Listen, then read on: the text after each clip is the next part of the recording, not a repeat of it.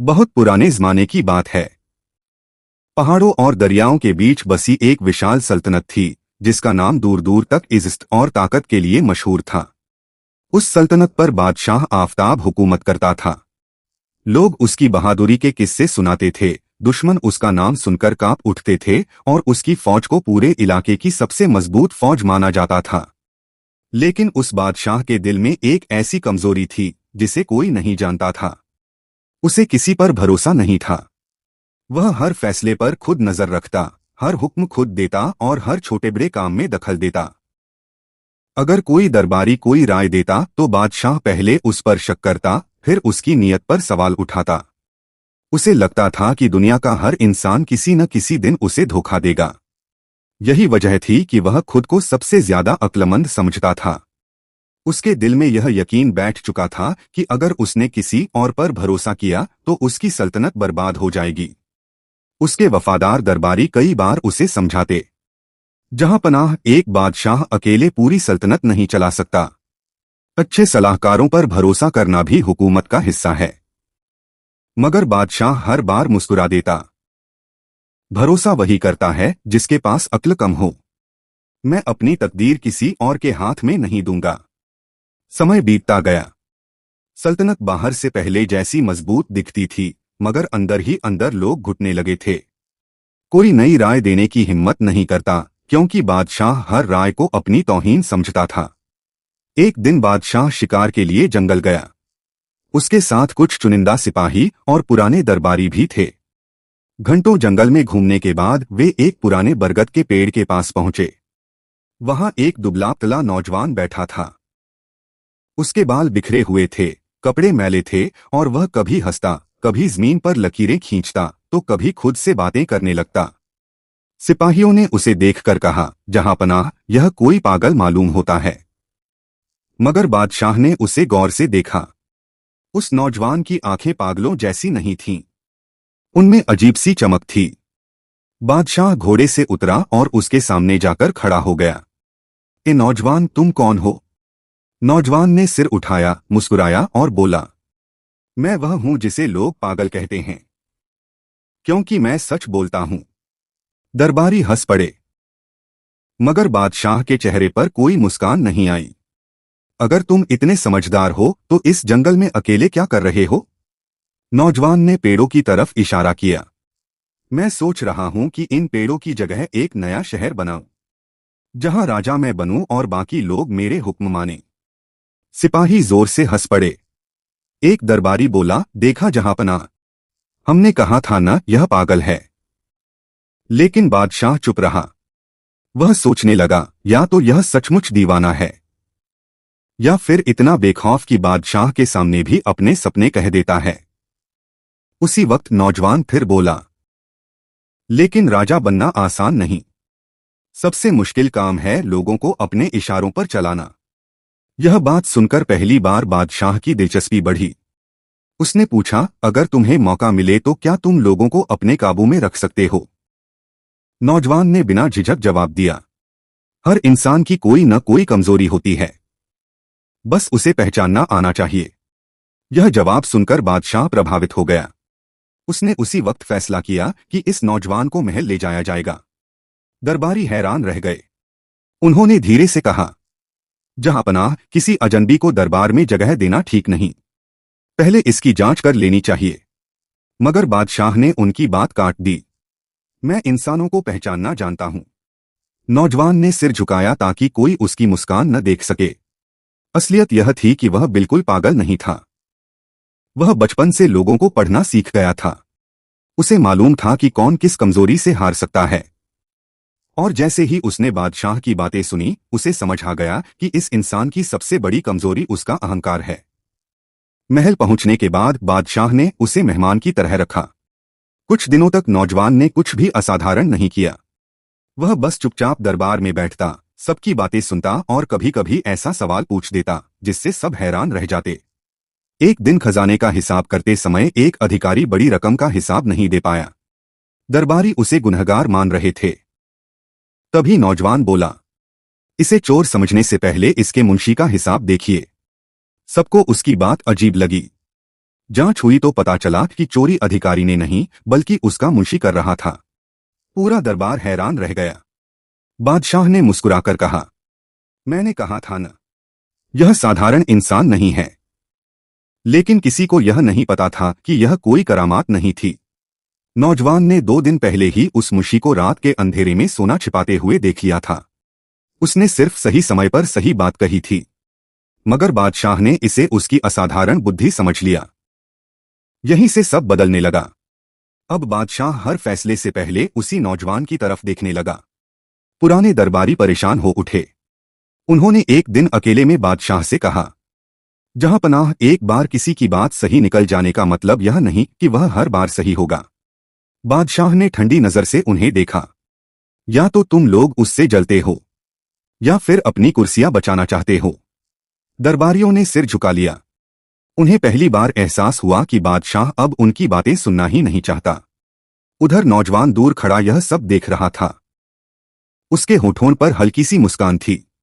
उसने मन ही मन कहा, सबसे आसान शिकार वह होता है जो खुद को सबसे ज्यादा अक्लमंद समझता हो। बादशाह का भरोसा जीतने के बाद नौजवान ने कभी जल्दबाजी नहीं की। उसे मालूम था कि बड़ी ताकत एक ही दिन में नहीं मिलती, बल्कि धीरे धीरे लोगों के दिल और दिमाग पर कब्जा करके हासिल की जाती है।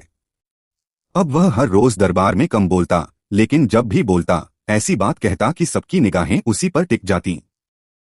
कभी किसी सरहदी चौकी पर अनाज भेजने की सलाह देता, कभी किसी गरीब किसान का टैक्स माफ करने को कहता। संयोग से उसके कई फैसले सफल हो गए। रियाया खुश होने लगी और बादशाह का विश्वास उस पर पहले से भी ज्यादा बढ़ गया। एक शाम बादशाह ने उसे अपने निजी कक्ष में बुलाया। कमरे में सिर्फ दोनों मौजूद थे। बादशाह ने पूछा, बताओ, तुम्हें सबसे बड़ी ताकत किस चीज में नजर आती है? नौजवान ने बिना देर किए जवाब दिया, जहांपनाह, तलवार से नहीं, लोगों के भरोसे से सल्तनत चलती है। बादशाह हल्का सा मुस्कुराया, भरोसा? मुझे लोगों पर भरोसा नहीं। नौजवान ने सिर झुका लिया, और यही आपकी सबसे बड़ी ताकत भी है और सबसे बड़ी कमजोरी भी। बादशाह उसकी तरफ देखने लगा। क्या मतलब? आप हर चीज अपने हाथ में रखना चाहते हैं, इसलिए कोई आपकी मदद करने की हिम्मत नहीं करता। जो भी आपके पास आता है डरता है कि कहीं आप उसे गद्दार न समझ लें। यह सुनकर बादशाह कुछ पल खामोश रहा। उसने पहली बार महसूस किया कि कोई उसकी कमजोरी को पहचान गया है, लेकिन उसकी आदत नहीं बदली। उसने सोचा, अगर यह मेरी कमजोरी जानता है तो इसे अपने और भी करीब रखना होगा, ताकि यह कभी मेरे खिलाफ न हो सके। यहीं से उसकी सबसे बड़ी भूल शुरू हुई। अगले ही दिन उसने ऐलान कर दिया, आज से यह नौजवान मेरा मुशीर खास होगा। इसकी इजाजत के बिना कोई भी अहम फैसला नहीं लिया जाएगा। पूरा दरबार सन्न रह गया। वर्षों से सल्तनत की सेवा करने वाले बुजुर्ग मुशीरों ने एक दूसरे की तरफ देखा, लेकिन किसी ने विरोध नहीं किया। दरबार खत्म होने के बाद सबसे बुजुर्ग वजीर ने उस नौजवान को रोका। बेटा, उसने नरमी से कहा, तुम्हारे अंदर काबिलियत है, लेकिन याद रखना, अचानक मिली ताकत इंसान की सबसे बड़ी परीक्षा होती है। नौजवान मुस्कुराया, फिक्र मत कीजिए, मुझे मालूम है मैं क्या कर रहा हूं। बुजुर्ग वजीर ने उसकी आंखों में देखा। उसे वहां विनम्रता नहीं बल्कि छिपा हुआ घमंड दिखाई दिया। दिन बीतते गए। अब नौजवान की चाल बदल गई थी। पहले वह हर सलाह सोच समझकर देता था, लेकिन अब उसे अपनी अक्ल पर इतना घमंड हो गया कि उसने दूसरों की राय सुनना ही बंद कर दिया। अगर कोई दरबारी कोई सुझाव देता तो वह हंसकर कहता, पुराने तरीके पुराने लोगों के साथ अच्छे लगते हैं। अब सल्तनत नई सोच से चलेगी। धीरे धीरे अनुभवी लोगों को किनारे कर दिया गया। उनकी जगह ऐसे लोग आने लगे जो सिर्फ उसकी हाँ में हाँ मिलाते थे। एक दिन सीमा पर तैनात सेनापति ने खबर भेजी कि पड़ोसी सल्तनत बड़ी तेजी से हथियार जमा कर रही है। उसने लिखा, जहांपनाह, हमें अभी से तैयारी शुरू कर देनी चाहिए। बादशाह ने खत पढ़कर नौजवान की तरफ देखा। तुम्हारी क्या राय है? नौजवान हंस पड़ा। वे हम पर हमला नहीं करेंगे, वे सिर्फ हमें डराना चाहते हैं। अगर हमने सेना बढ़ाई तो उन्हें लगेगा कि हम जंग चाहते हैं। बादशाह ने तुरंत उसी की बात मान ली। सीमा पर अतिरिक्त सैनिक भेजने का आदेश रद्द कर दिया गया। बुजुर्ग वजीर ने आखिरी बार हिम्मत करके कहा, जहांपनाह, जंग तलवार निकलने के बाद नहीं, उससे पहले जीती जाती है। लेकिन इस बार बादशाह नाराज हो गया। बस, हर बार तुम लोग इसकी बात का विरोध करते हो। क्या तुम चाहते हो कि मैं अपनी सल्तनत डर के सहारे चलाऊं? दरबार में सन्नाटा छा गया। किसी ने फिर कुछ नहीं कहा। उधर नौजवान के चेहरे पर संतोष था। उसे लगने लगा था कि अब सल्तनत में उसके फैसले ही कानून हैं। लेकिन उसे यह एहसास नहीं था कि अहंकार इंसान से उसकी सबसे बड़ी ताकत छीन लेता है, सीखने की क्षमता। कुछ ही हफ्तों बाद सरहद से एक घुड़सवार बदहवास हालत में महल पहुंचा। उसके कपड़े खून से सने हुए थे। वह दरबार के बीचों बीच गिर पड़ा और हांफते हुए बोला, जहांपनाह, दुश्मन दुश्मन ने हमला कर दिया है। दरबार में खामोशी छा गई। बादशाह ने अविश्वास से नौजवान की तरफ देखा और पहली बार नौजवान के चेहरे का आत्मविश्वास हल्का सा डगमगाया। घुड़सवार की बात सुनते ही पूरा दरबार सन्न रह गया। किसी को यकीन नहीं हो रहा था कि पड़ोसी सल्तनत ने इतनी जल्दी हमला कर दिया है। बादशाह गुस्से से अपनी जगह से उठा और ऊंची आवाज में बोला, मुशीरे खास, तुमने कहा था कि दुश्मन हमला नहीं करेगा। नौजवान ने खुद को संभालते हुए जवाब दिया, जहांपनाह, शायद यह सिर्फ सरहद पर छोटी सी झड़प हो। घबराने की जरूरत नहीं। अगर हम अभी पूरी फौज लेकर निकल पड़े तो हम अपनी ताकत बेवजह दिखा देंगे। उसी वक्त दूसरा सिपाही भी दौड़ता हुआ दरबार में पहुंचा। वह बुरी तरह घायल था। उसने घुटनों के बल बैठकर कहा, जहांपनाह, यह छोटी झड़प नहीं है। दुश्मन ने 3 किलों पर कब्जा कर लिया है। हमारी चौकियां टूट चुकी हैं। अब पूरे दरबार में बेचैनी फैल गई। बुजुर्ग वजीर आगे बढ़ा और बोला, जहांपनाह, अब भी वक्त है। पूरी फौज को लेकर तुरंत निकलना होगा। लेकिन इससे पहले कि बादशाह कुछ कहता, नौजवान ने बीच में ही बात काट दी। नहीं, अगर हम सीधा हमला करेंगे तो दुश्मन यही चाहता है। हमें जंगल के रास्ते से उनकी राजधानी तक पहुंचना चाहिए। उनका राजा पकड़ा जाएगा तो पूरी फौज अपने आप हथियार डाल देगी। उसकी बात सुनकर कुछ युवा अफसर प्रभावित हो गए। योजना सुनने में बहुत चतुर लग रही थी। बादशाह ने एक बार फिर पुराने दरबारियों की तरफ देखा। वे सब खामोश थे। उन्हें समझ आ गया था कि बादशाह अब भी उसी नौजवान पर भरोसा करेगा। आखिरकार बादशाह ने ऐलान कर दिया, पूरी फौज मुशीर खास की योजना के अनुसार आगे बढ़ेगी। अगली सुबह हजारों सैनिक जंगल के रास्ते निकल पड़े। शुरुआत में सब ठीक रहा, लेकिन जैसे जैसे सेना जंगल के भीतर बढ़ती गई, रास्ते संकरे होते गए। घने पेड़ों की वजह से सैनिक बिखरने लगे। अचानक चारों तरफ से रणभेरियों की आवाज गूंज उठी। दुश्मन पहले से वहीं छिपा बैठा था। यह सब एक जाल था। पहाड़ियों के ऊपर से तीरों की बारिश होने लगी। सैकड़ों सैनिक बिना लड़े ही गिर पड़े। घोड़े बेकाबू होकर भागने लगे। सेना में भगदड़ मच गई। नौजवान ने तलवार निकालकर चिल्लाया, आगे बढ़ो, पीछे मत हटो। लेकिन अब कोई उसकी आवाज नहीं सुन रहा था। हर सैनिक अपनी जान बचाने की कोशिश कर रहा था। दुश्मन ने दोनों तरफ से घेर लिया। कुछ ही घंटों में मैदान लाशों से भर गया। हजारों बहादुर सैनिक जो सालों से सल्तनत की रक्षा करते आए थे, एक गलत फैसले की कीमत अपनी जान देकर चुका चुके थे। बादशाह दूर एक पहाड़ी पर खड़ा यह सब देख रहा था। उसकी आंखों के सामने उसकी पूरी फौज टूट रही थी। तभी बुजुर्ग वजीर घायल अवस्था में उसके पास पहुंचा। उसके कंधे में तीर लगा हुआ था। वह दर्द से कराहते हुए बोला, जहांपनाह, हमने आपको रोका था, मगर आपने हमारी वफादारी को जलन समझ लिया। यह सुनते ही बादशाह का सिर शर्म से झुक गया। उसे पहली बार एहसास हुआ कि जिसने पूरी उम्र सल्तनत की सेवा की, उस पर उसने शक किया। और जिस अजनबी को कुछ संयोगवश सफलताएं मिली, उसे उसने अपनी अक्ल से भी ऊपर बैठा दिया। दूसरी तरफ नौजवान अब भी लड़ रहा था, लेकिन उसके चेहरे से घमंड गायब हो चुका था। उसे समझ आ गया था कि कुछ छोटे छोटे सही फैसले इंसान को महान नहीं बना देते। असल काबिलियत हर हालात में सही फैसला लेने का नाम है। शाम तक जंग खत्म हो चुकी थी। सल्तनत हार चुकी थी। बचे हुए सैनिक किसी तरह बादशाह को सुरक्षित लेकर राजधानी लौट आए। महल में लौटते समय पूरे रास्ते बादशाह ने एक शब्द भी नहीं कहा। उसके कानों में सिर्फ बुजुर्ग वजीर की एक बात गूंज रही थी, असली सलाहकार वह नहीं जो हमेशा आपकी बात माने, बल्कि वह है जो आपकी गलती पर भी सच बोलने की हिम्मत रखे। उस रात पहली बार बादशाह अपने शाही कक्ष में अकेले बैठकर रोया। उसे समझ आ चुका था कि उसकी सबसे बड़ी हार दुश्मन से नहीं हुई थी, बल्कि अपने अहंकार से हुई थी। अगली सुबह पूरा महल मातम में डूबा हुआ था। जिन गलियारों में कभी जीत के नगाड़े गूंजते थे, वहां अब घायल सैनिकों की कराहें सुनाई दे रही थीं।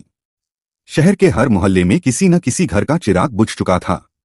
माएं अपने बेटों का इंतजार कर रही थीं, पत्नियां अपने शौहरों का और बच्चे अपने बाप का। लेकिन बहुत से लोग कभी लौटकर नहीं आने वाले थे। बादशाह अपने सिंहासन पर बैठा था, मगर आज उसे वह तख्त बोझ लग रहा था। उसने दरबार बुलाया। सभी दरबारी, सेनापति और मुशीर खामोशी से खड़े थे। सबसे पीछे वह नौजवान भी खड़ा था। उसका सिर झुका हुआ था। कल तक जो आंखें घमंड से भरी रहती थीं, उनमें आज सिर्फ पछतावा था। कुछ देर तक पूरा दरबार बिल्कुल शांत रहा। फिर बादशाह अपनी जगह से उठा और भारी आवाज में बोला, आज हमारी हार का जिम्मेदार सिर्फ एक इंसान नहीं है। दरबारियों ने हैरानी से उसकी तरफ देखा। सबसे बड़ा गुनहगार मैं हूं। उसकी आवाज कांप रही थी। मैंने अपनी अक्ल पर इतना घमंड किया कि मुझे लगा मैं कभी गलत नहीं हो सकता। मैंने उन लोगों की बात ठुकरा दी जिन्होंने उम्र भर मेरी सल्तनत की खिदमत की थी। मैंने वफादारी को जलन समझा और खुशामद को काबिलियत। यह कहते कहते उसकी आंखों से आंसू निकल पड़े। पूरे दरबार में सन्नाटा छा गया। तभी नौजवान आगे बढ़ा। वह घुटनों के बल बैठ गया और बोला, जहांपनाह, सारी सजा मुझे दीजिए। बादशाह ने उसकी तरफ देखा, लेकिन कुछ नहीं कहा। नौजवान ने कांपती आवाज में कहना शुरू किया, मैं कभी पागल नहीं था। मैं सिर्फ लोगों को धोखा देता था ताकि वे मुझे कमजोर समझें। जब मैं जंगल में आपसे मिला, तभी समझ गया था कि आपको अपनी अक्ल पर बहुत घमंड है। मैंने सोचा, अगर मैं आपकी हर बात से सहमत रहूं और कभी कभी सही सलाह दूं, तो एक दिन मैं आपका सबसे करीबी आदमी बन जाऊंगा। पूरा दरबार स्तब्ध रह गया। शुरुआत में मेरे कुछ फैसले सही निकले, लेकिन वह मेरी महान अक्ल नहीं थी, सिर्फ किस्मत थी। धीरे धीरे मुझे खुद पर इतना घमंड हो गया कि मैंने दूसरों की बात सुनना बंद कर दिया। मुझे लगा अब मुझसे कभी गलती हो ही नहीं सकती। उसने रोते हुए कहा, जिस दिन मैंने बुजुर्ग मुशीरों की राय का मजाक उड़ाया, उसी दिन मेरी हार शुरू हो गई थी। बुजुर्ग वजीर आगे बढ़ा। उसने नौजवान को उठाया और बोला, गलती करने वाला बुरा नहीं होता, अपनी गलती मानने से इनकार करने वाला बुरा होता है। नौजवान ने उसकी तरफ देखा, क्या मेरे जैसे इंसान को माफी मिल सकती है? बुजुर्ग वजीर ने जवाब दिया, माफी का फैसला अल्लाह करता है, लेकिन इंसानों के बीच भरोसा दोबारा कमाना पड़ता है। बादशाह कुछ पल तक खामोश रहा। फिर उसने अपने सैनिकों की तरफ देखा और कहा, आज से इस सल्तनत में कोई फैसला अकेले नहीं होगा। हर बड़े फैसले से पहले अनुभवी लोगों की राय ली जाएगी। इसके बाद उसने पुराने वफादार दरबारियों को सम्मान के साथ उनकी जिम्मेदारियां वापस सौंप दीं। फिर उसने नौजवान की तरफ देखा, तुमने मेरी सल्तनत को बहुत नुकसान पहुंचाया है, लेकिन तुमने अपनी गलती भी स्वीकार की है। तुम्हें मौत की सजा देना आसान है, मगर उससे उन हजारों सैनिकों की जान वापस नहीं आएगी। नौजवान ने सिर झुका लिया।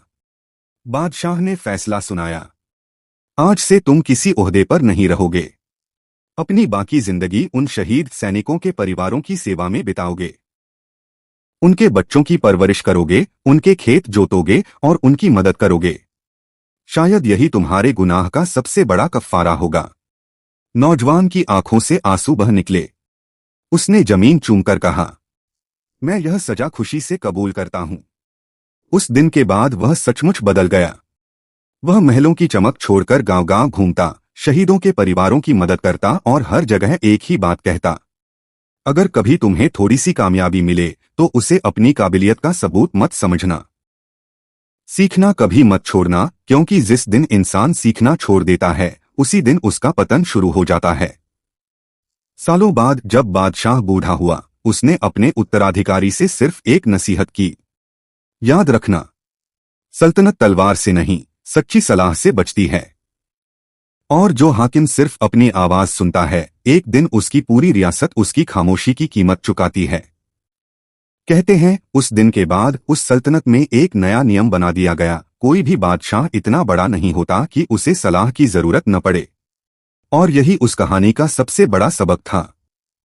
अहंकार इंसान को अंधा कर देता है, जबकि सच्ची काबिलियत इंसान को हर दिन कुछ नया सीखने की विनम्रता देती है।